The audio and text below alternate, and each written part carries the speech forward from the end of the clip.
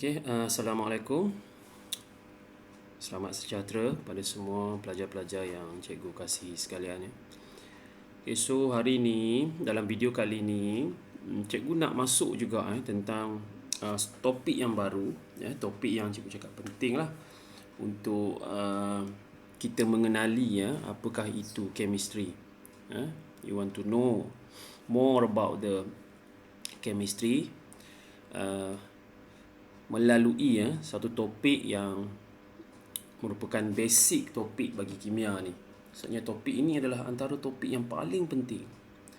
Awak kena kuasai topik ini untuk awak kuasai topik-topik yang lain. Topik ini adalah base dia. Atau kita kata dia adalah dia punya fundamental topik. Yang perlu awak faham supaya konsep tu awak dapat dan awak akan lebih memahami dan juga lebih meminati subjek kimia inilah. Cikgu tahu kita tak ada notes, kita tak ada notes. So cikgu akan translatekan untuk awak kepada yang jawab dalam bahasa Melayu. Cikgu akan translatekan untuk awak. And then topik ni tak panjang, sikit je. Cikgu hanya bagi basic saja. Lepas tu kita akan pergi subtopic by subtopic. Today we will learn about the relative atomic mass and relative molecular mass. What is relative atomic mass and what is relative molecular mass? Relative atomic mass kalau dalam bahasa Melayu dia adalah jisim atom relatif dan jisim molekul relatif. Kita tahu atoms dan kita tahu juga molekul. Atoms maksudnya dia adalah single atoms. Unsur yang single. Maksudnya dia tidak bergabung dengan mana-mana unsur yang lain. Itu adalah atom. Contoh kesemua logam. Kalau you refer to the periodic table, you will know the position of the metal. Metal is from the group of 1 until 13 sampai group 13, 1 sampai 13 itu semua adalah metal. 14 until 18 we got semi metal, one or two elements, and then the other is non metal. So itu adalah atom. Tapi non metal dia wujud biasanya, kebiasaannya dalam dui atom. Dui atom maksudnya bila ada dua atom dia adalah molekul. So dia wujud dalam dui atoms. Molecules macam cikgu sebut tadi lah, dia adalah the combination of the at least two atoms, two elements of the same, two atoms of the same element and or the different elements. Maksudnya dia adalah gabungan di antara atom yang berlainan, atom yang sama jenis ataupun atom yang unsur yang sama jenis ataupun unsur yang berlainan jenis. Perkataan relatif di sini adalah relatif ni kita compare dia. Kita buat perbandingan. Atoms and molecule ni dia terlampau kecil, dia terlampau kecil. So kita nak timbang dia tak boleh. Kita nak timbang dia memang dia tak ada nilai yang kita boleh guna untuk ukur dia berat atoms ni. So bagaimana kita nak timbang ataupun kita nak tahu berat ni? Kita kena compare dia dengan benda lain. Kita kena compare dia dengan benda lain. Relatif bermaksud perkataan comparison. Relatif bermaksud dia tidak ada unit. Contoh cikgu ada basikal dan satu kereta. Cikgu tak boleh nak timbang. Tak ada alat pengukur yang sesuai untuk timbang basikal cikgu ni dengan saiz dia kan. So cikgu akan sebut contoh, berat basikal ni adalah 10 ataupun berat basikal adalah 20 kali ganda daripada berat satu buah kereta. 20 kali ganda daripada satu buah kereta. Jadi kereta ni menjadi indikator bagi cikgu. Kereta ni jadi berat motosikal ni adalah 5 kali berat sebiji kereta tadi. So perbandingan. Ada unit? Tak. Maksudnya berat basikal 5. 5 biji, 5 kali. Berat basikal kan?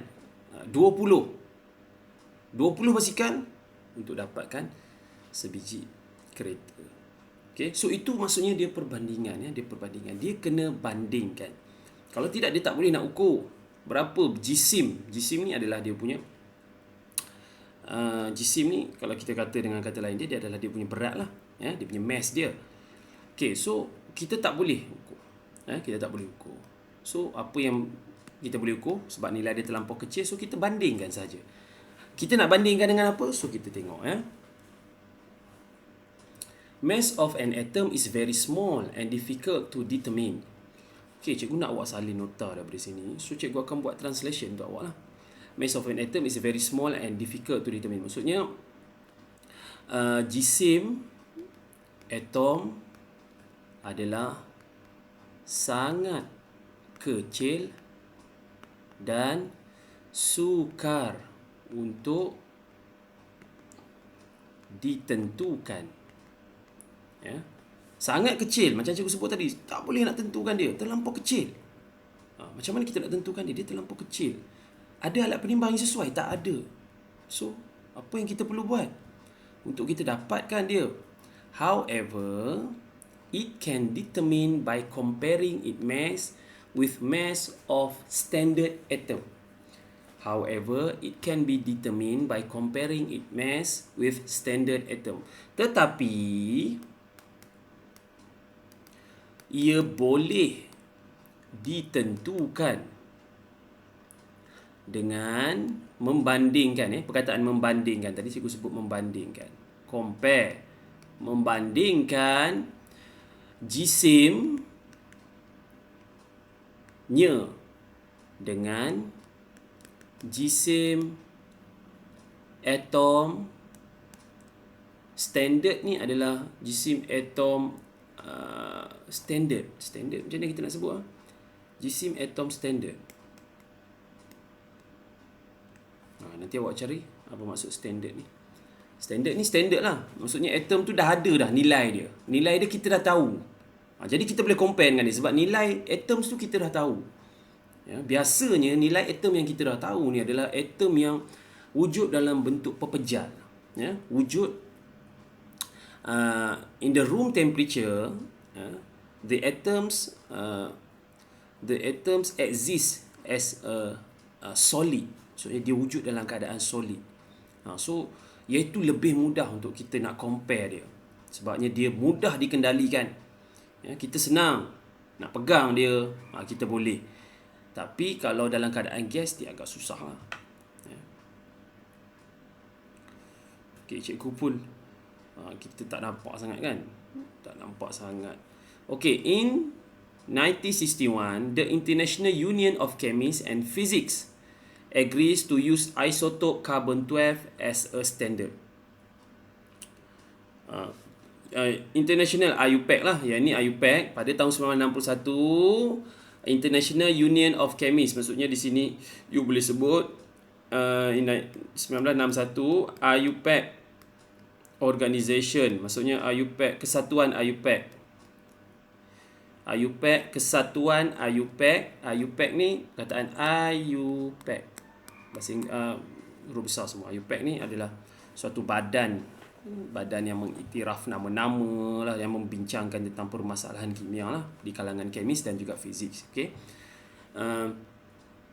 Kesatuan IUPAC bersetuju menggunakan isotop karbon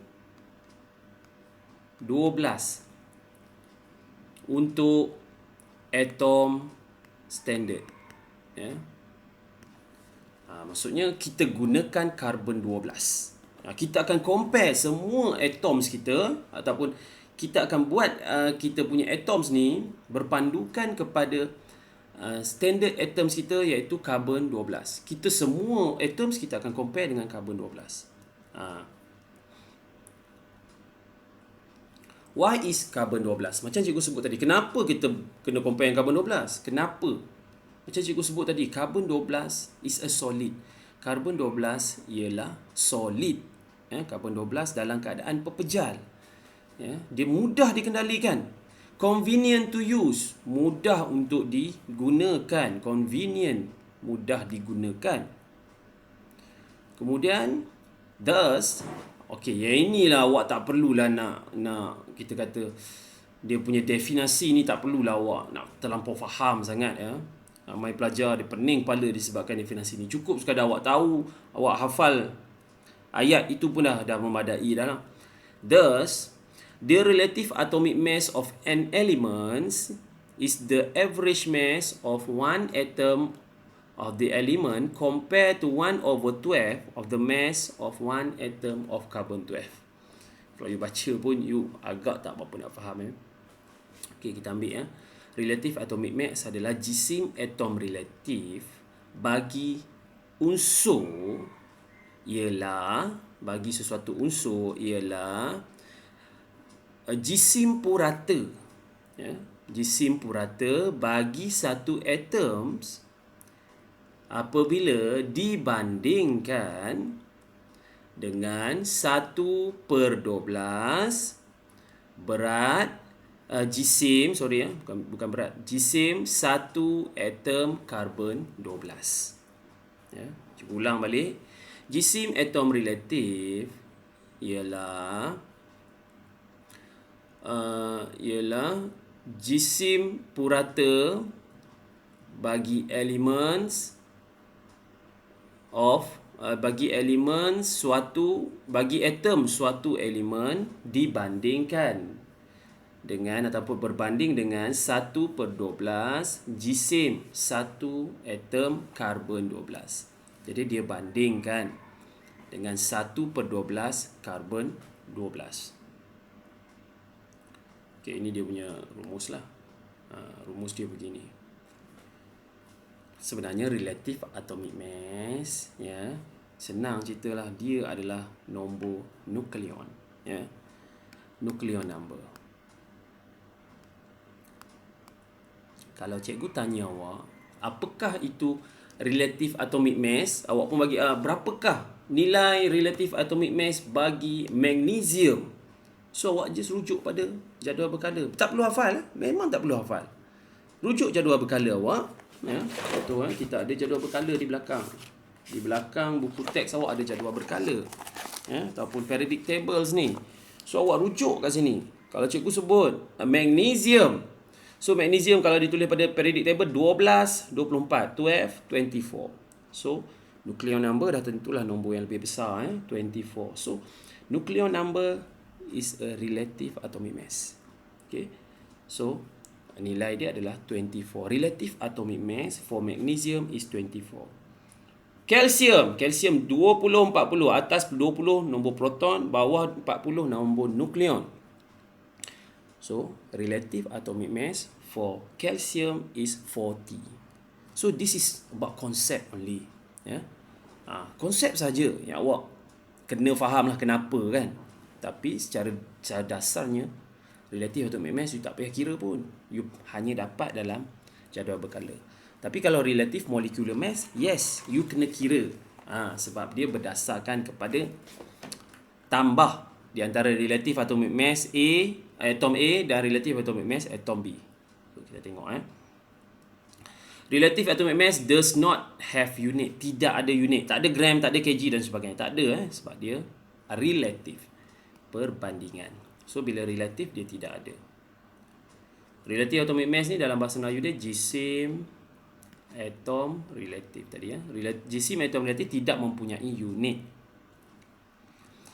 Example, the relative atomic mass of nitrogen is 14. Therefore, the average mass of one atom of nitrogen is 14 times greater than 1/12 of one atom of carbon 12. Okay. Contoh jisim atom relatif bagi nitrogen ialah 14. Oleh itu the average mass, maksudnya jisim purata bagi satu atom nitrogen ialah 14 kali ganda lebih tinggi daripada 1/12 of one atoms ataupun satu atom carbon 12. Okay, so nilai 14 mana dah dapat? Rujuk kepada periodic table ya. Okey. Periodic table, tengok nombor nukleon. Okey, relative atomic mass pula. Sama macam tadi. Beza dia adalah molekul. Molekul, cikgu sebut, ada dua. Contoh kalau kita ada carbon dioxide. So, carbon dioxide ini molekul. So, bagaimana kita nak mengira dia? Contoh air lagi, H2O. This is molecule. Ya. Okay, relative jisim molekul relative. Okay. Mass of molecule is also calculated by comparing its mass by the carbon 12 atom. Maksudnya sama, kita masih lagi menggunakan dia, kita calculate dia punya jisim dia berdasarkan ataupun kita membandingkan dia dengan jisim satu atom karbon, ya. Mass of molecule, jisim molekul juga dikira dengan membandingkannya dengan satu jisim atom karbon 12. The average mass of molecule compared to 1/12 of mass of 1 carbon 12 atom. Okay, so you hafal ini lah. You ingat ni, tulis dalam nota you. Okay, relative atomic mass, jisim molekul relatif sama dengan jisim purata satu atom, ataupun di sini kalau dalam kes ni jisim purata satu molekul. Ya, satu molekul. Tadi satu atom, ini satu molekul. Bahagi dengan 1/12 kali jisim satu atom karbon 12. Okay, satu atom karbon 12. For example, the mass of one molecule of oxygen is 32 times heavier than 1/12 of atom carbon of carbon 12. Thus, the relative molecular mass of oxygen molecule is 32. Okay, simple je. Oxygen, ya, relative molecular mass for oxygen. Oxygen wujud dalam dua atom, ya. Oxygen, O2. Okay, ya, O2. Kalau you rujuk kepada jadual berkala you ataupun periodic table you dapati nombor nukleon dia. Nukleon number for oxygen is 16, 16, ya. Tapi kena tengok oksigen ni ada dua, ya. Jadi you kena darab dengan 2 ataupun 16, ada 2 oksigen jadi 16 kali dengan 2. So you dapat 32. So relative molecular mass for oxygen is 32. Kalau carbon dioxide, contoh tadi carbon dioxide. Okay, carbon dioxide relative atomic mass dia, relative molecular mass dia. Carbon, if you refer to the periodic table, then the relative molecular mass or the nucleon number is 12. Ya. Yeah. Lepas tu kosong di sini you tambah. Ya. Yeah. You tambah 12 tambah ni oksigen. Oksigen tadi adalah 16. Ni 2 di depan. So kita letak 2 dulu. Bawa 2 ni ke depan, 2 kali dengan 16. Ya, 2 kali 16. So you dapatlah kira 32 44. So relative molecular mass for carbon dioxide is 44. Itu kalau H2O, so hydrogen, if you refer, dia adalah 1. So 2 kali dengan 1 tambah 2 ni, cikgu sebut tadi lah 2 ni kita panggil subscript number. Subscript number ni adalah bilangan hidrogen tu. So bilangan hidrogen tu subscript jadi kecil kan. So bila kita nak kira dia punya relative molecular mass, kita kena letak dia ke depan, jadikan dia huruf besar. Hidrogen masih di situ. Hidrogen relative atomic mass dia 1. Oksigen 16. So tambahlah. So kita dapat 18 lah. Okay, so that's a very simple how to calculate the relative molecular mass. Relative molecular mass does not have unit. Relative molecular mass tidak mempunyai unit, ya. JC molekul relatif tidak mempunyai unit. Sama macam tadi. Okay, determining the relative molecular mass can be determined by adding up relative atomic mass of all atom present in the molecules. Ni cikgu dah cerita tadi, baru je cerita kat awak. Ya, kalau air macam mana nak kira 2 kali 1.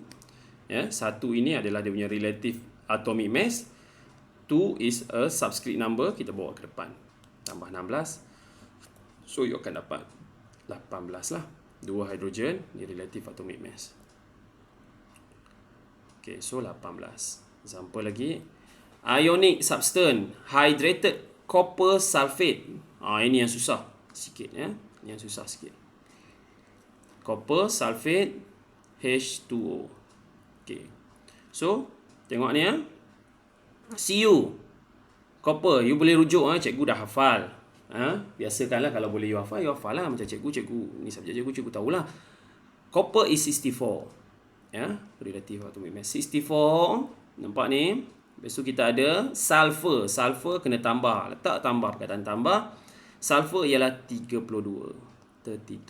Ya. And then tambah dengan tengok O4. O4 cikgu sebut apa tadi? Subscript number you bawa ke depan ya. 4 tu untuk oksigen ya. 4 times with 16. Okey, dia ada dot di sini. Dot tu kita tambah. Dot tu adalah perkataan tambah. Tambah dengan berapa? 5. 5 tu huruf besar. 5 besar ni untuk hidrogen dan juga untuk oksigen. Dia bukan untuk dia je. Bukan untuk hidrogen saja. Dia juga untuk oksigen. Kalau dia di depan sekali, dia huruf dia besar. So, dia untuk hidrogen dan dia juga untuk oksigen. Tapi 2 kecil ni hanya untuk hidrogen. So, 5 ni kita kena kurung begini. 5 kali dengan 2. 2 ni nombor subscript untuk hidrogen. 2, hidrogen 1. Tambah dengan oksigen kita 16 di sini. So, kurung tutup macam ni. Ya. So, you kira lah. Berapa you akan dapat. Contoh kita tengok. Betul tak betul apa yang cikgu kira. This mean 5 water molecules. Contohnya 5 molekul air. 5 molekul air di situ. 64 tambah 32 tambah 4 kali 16 tambah 5 in bracket. In bracket dalam ni ada 2 bracket lah. Ini bracket besar. Dalam tu bracket kecil. 2 kali 1 tambah 16. Sama macam cikgu buat lah. So you akan dapat. Dia tunjuk semua sekali. Kita ada masalah. Mana jawapan dia tak ada. Tak apalah, you boleh tambah sendirilah kan. Berapa? 64 kali-kali you akan dapat jawapan dia. Okay. So that's all for relative atomic mass and relative molecular mass. The basic yang you kena tahu. Yeah.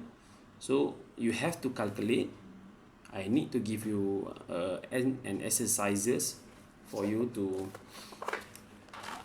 make sure that you understand what is the meaning of the relative atomic mass and relative molecular mass and how to calculate it. Okay, so the simple question, very simple, activity 3.3. Yeah? Activity 3.3, page 48 in your textbook. We got 10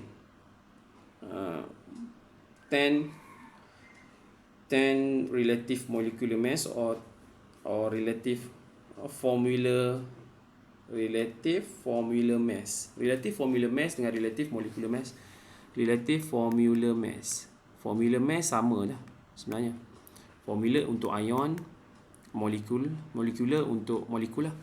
Ya, formula ni untuk ion. Sama je. You just kena tambah. Yang ni kita panggil relative ini adalah copper sulfate ni adalah relative formula mass. Sebab dia adalah logam dengan bukan logam. So, itu just dari segi term sahajalah. Tapi cara pengiraan dia still sama. Okay. So, activity 3.3. Alright, so we stop here. Yeah. The notes, yeah. I don't think you have to kita kata you nak kena copy the notes from here or not. I don't think it is necessary lah. You just do the activity 3.3. The notes you just refer to your textbook, and after we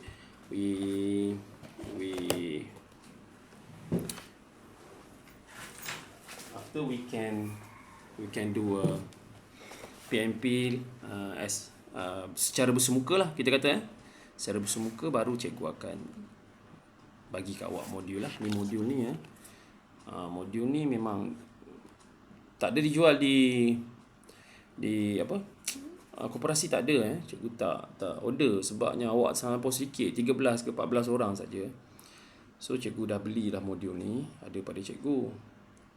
Nanti buka sekolah nanti 5 bulan cikgu akan bagi. So kita agak ni sikit lah, kita kena isi banyak jugalah sebab kalau kita pergi jauh kita kena buat banyak yang kita perlu isikan. Kita pastikan modul kita ni terisi lah. Okay, so don't worry cikgu akan bimbing you. Kita akan buat sehingga awak faham lah. Okay, so that's all for today. We will continue in the next video. Okay, thank you. See you next time.